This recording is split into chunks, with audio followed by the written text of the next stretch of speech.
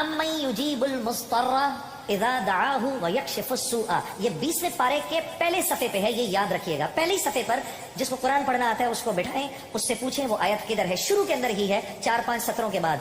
अम्मन युजीबुल मुस्तर्रा इज़ा दआहु व यक्शिफु सुआ। जो ये पढ़ेगा, अब सुनिए उसको क्या क्या मिलेगा।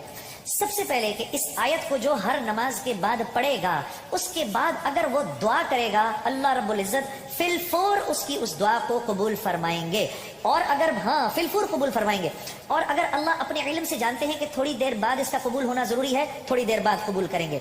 इस विर्द का करने वाले की औलाद को अच्छे रिश्ते मिलेंगे। जो इस विर्द का एहतमाम करेगा हर नमाज के बाद एक दफा, उसको या उसकी औलाद को अल्लाह अच्छे रिश्ते देगा। इस विर्द इस आयत के पढ़ने वाले को जब ये किसी मुश्किल में फंसेगा, और अगर इसकी जुबान से उस वक्त निकला, अब मैं जब आपसे मोबाइल छीनने आता है ना कोई, उस वक्त ये दुआ पढ़ो, उसको नजर ही नहीं आओगे, उसको नजर ही, उस जालिम को आप नजर ही नहीं आएंगे।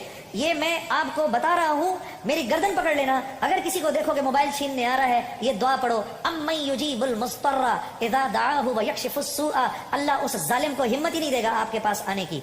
जहां और अगर कोई गम मुसलसल 6-7 दिनों से आपकी तरफ मुतवज्जे है, कोई खौफ या कोई गम आपकी तरफ मुतवज्जे है, माँ बाप में से किसी का इंतकाल, भाई बहनों में से किसी का इंतकाल, औलाद की तरफ से कोई गम मिल रहा है, इसका विर्द बढ़ा दो। अव्वल आखिर 11 दफा दुरूद शरीफ पढ़कर इसको 300 दफा दिन में पढ़ो, अल्लाह उस गम और खौफ को दूर कर देगा।